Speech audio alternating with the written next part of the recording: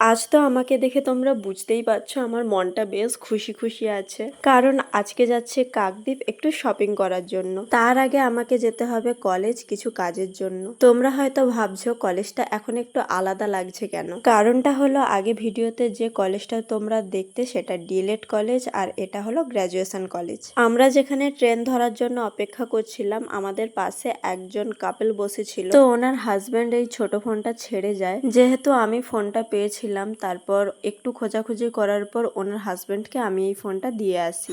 এরপর কাকদ্বীপে এসে কিছু কেনাকাটা করি। প্রথমে তো রাজুর জন্য জিন্স আর একটা শার্ট নিয়েছিলাম, তারপর আমার জন্য একটা ব্ল্যাক কালারের ব্লাউজ নিয়েছি। এরপর গিয়েছিলাম অন্য একটা দোকানে যেখানে আমি আমার পোশাকগুলো নেব। প্রথমে তো একটা পিঙ্ক কালারের 3 পিস দেখছিলাম, এটাও বেশ সুন্দর লাগছিল, কিন্তু চোখ আটকে গিয়েছিল এই জামার উপর। জামাটা যতটা না সুন্দর তার থেকে সুন্দর হলো এই জেঠুর ব্যবহার। ভিডিওতে ব্লু কালার লাগলেও এটা একটু হালকা ময়ূরকণ্ঠী কালারের ছিল।